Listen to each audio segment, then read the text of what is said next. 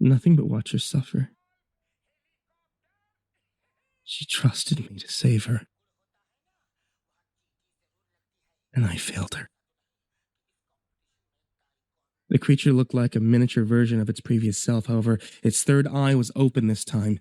It was completely white, void of pupil, blinking asynchronously to its smaller ones. Despite having no pupil, I could feel its white-eyed gaze upon me. My head began buzzing. Starting as a simple vibration, the vibration escalated into an immense outpour of pain.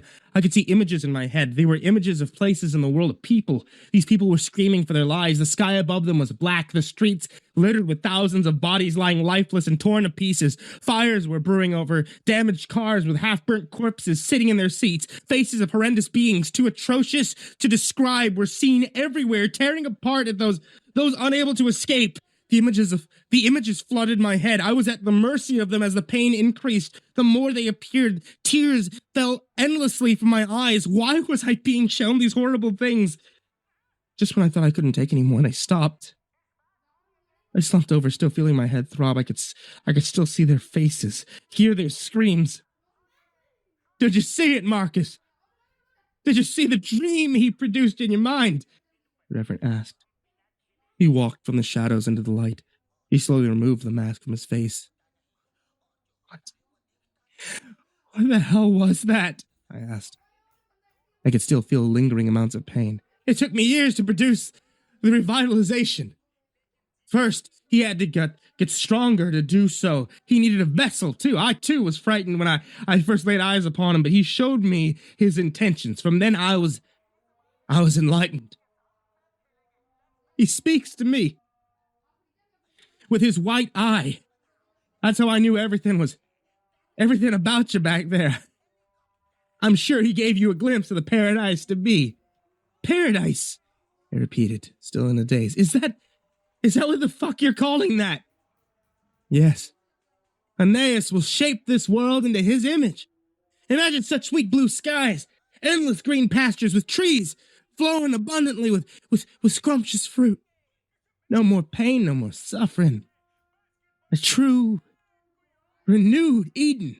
I know it's hard to conceive all of this. How could we, in the current world that we live in, his power is beyond our understanding. But he can open the ripples of time. He can alter what he likes, insert what he likes. He can return to the past, a vessel he chooses. Every time he possesses the younger self, growing with them until they become of age, doing it repeatedly makes him stronger. When he finally reaches fruition, he needs to be born of human flesh. Victoria.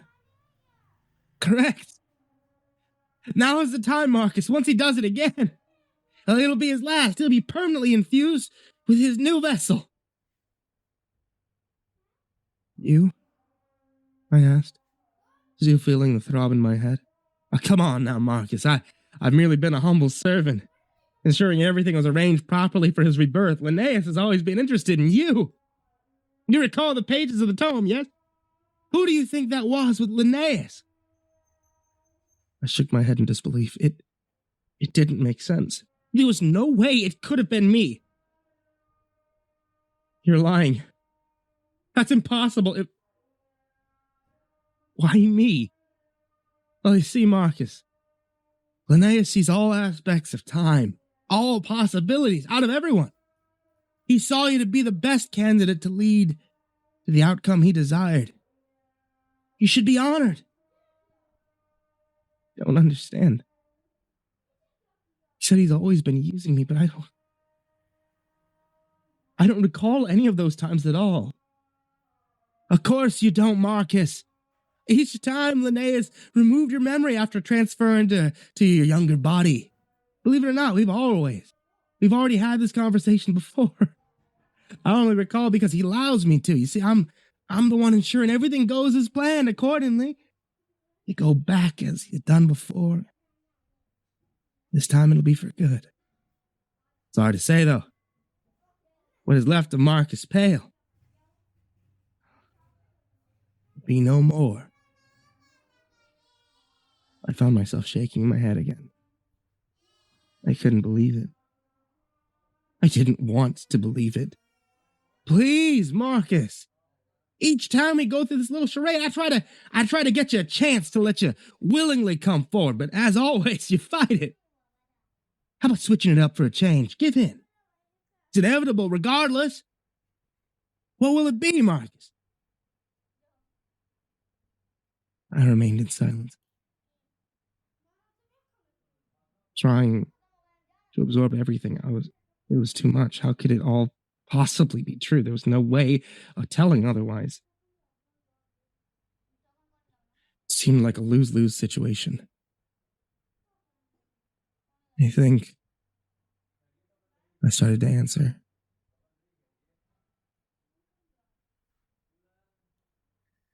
I think you're full of shit, I said, rendering a small smirk. His eyes seemed to twitch with dissatisfaction. Very disappointing, he said, turning his back. I could see his hand move into his cloak. He turned around, producing a gun in his hand, and he fired the weapon, missing me.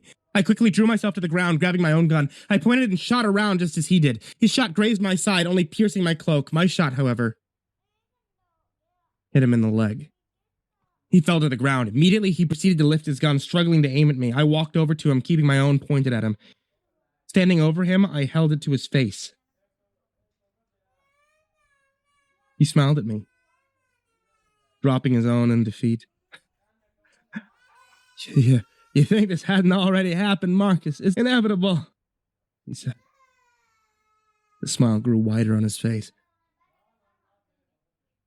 I didn't answer, and simply pulled the trigger. His body immediately went limp.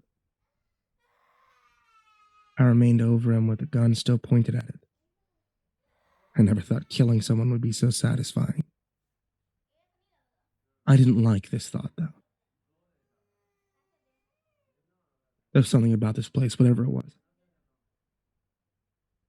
I was ready to leave it. Unexpectedly, I felt the same painful pulse from earlier flood my head. I fell to my knees, gripping my head, and when I turned, I could see the creature crawling from the table, dragging its deformed, limp legs. It snarled at me, moving close in speed. I held the gun in my hand and pulled the trigger, but it only clicked. I repeated the action only to receive the same result. It was empty. Quickly, I reached over with my other hand and grabbed the Reverend's gun. Yet it was too late. The thing pounced on me, its slimy hands gripping my neck. I could feel its hot, putrid breath on my face and see pieces of flesh clinging to its jagged teeth. I wanted to throw the damn thing off, but I could feel the pain in my head amplify. It was hard to describe, but I could feel its presence in my mind. It was like it was searching for something. It wasn't until the last minute that I could visibly see what I had found. Immediately, we were both engulfed in a blinding light from out of nowhere. When the light cleared, I found myself lying in something cold. When I stood to my feet, I realized it was snow. There was snow everywhere. Where was I? I looked around, seeing cars covered in snow as well. Several buildings loomed around me, all with something in common: decorations. They were all wreaths and lights, either on their doors or around the buildings. Christmas. How could that be? It was July. Something about this area was familiar, but I didn't know why. The buildings before me were fairly tall, maybe 4 stories. Something about it drew me towards it. Through the glass, I could see my reflection. I could see that horrifying mask over my face. How did it get back on my face? I noticed both the guns still in my hands. I can't describe it, but I felt lighthearted. I could hardly recall what I'd been doing prior to arriving here. In fact, I didn't even remember where I had got this cloak from. I felt the urge to enter the building. I tucked the guns away, and I entered, and inside I noticed several closed doors, along with a staircase to the side. This must have been an apartment building. I couldn't pull myself away from this feeling. Letting it take me to the stairs, I began climbing, passing more doors on either floor, each with their own set of wreaths or anything Christmas-related. With each floor, I tried searching for some hint of why I was here. I continued upward until reaching the 3rd floor. I was led to a door on the left marked 3A. Why was I brought here?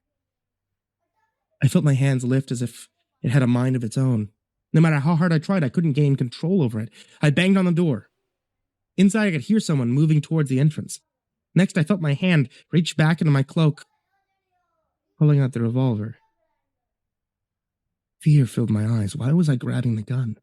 I wanted to warn the person inside not to open the door, but my mouth wouldn't obey either. To my horror, I listened as the bolt unlocked and the door opened. My eyes could not comprehend the sight before me. The person in front of me was my father.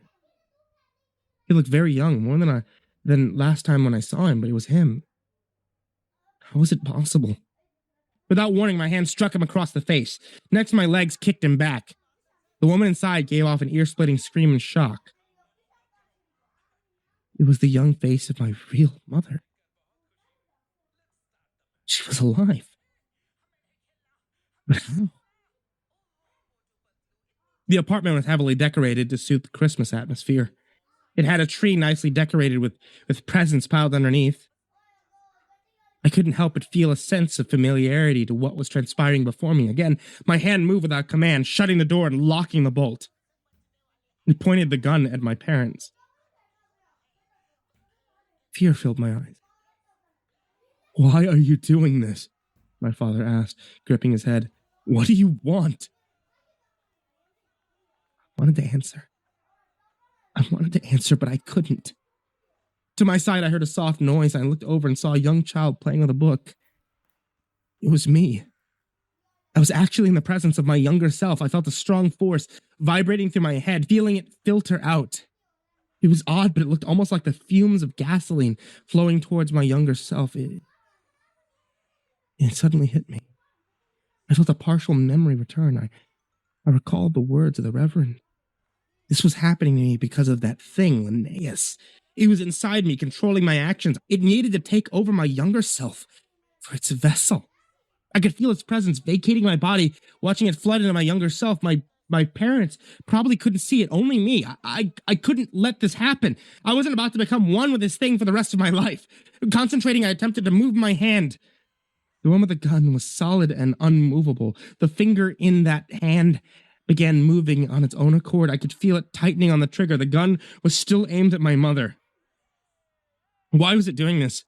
Why was it trying to kill my mother in the process? I made every attempt to stop my hand, but it wouldn't listen. I was all ready to give in until my mind had another lapse in memory. I recalled having a dream. It was similar to what was happening right now, but slightly different. I tried to focus, attempting to recall more of the dream. For some reason, it was so hard to do so. I didn't know why, but it felt necessary to remember it. More pieces began to come together. In the dream, I saw myself fire the gun. It wasn't at my mother. No, I shot myself, the younger me. It was puzzling that I already did this. Another piece of the dream came to me. There was a bright light, and in the light was a face. I could recall the face this time. It was a smiling face. My mother. She was completely encased in light, as if the source of it.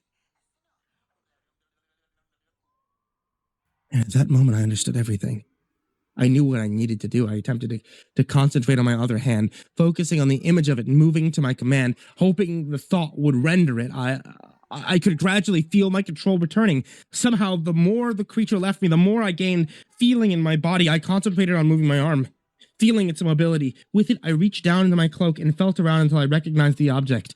I pulled out the second gun, aiming it at my younger self.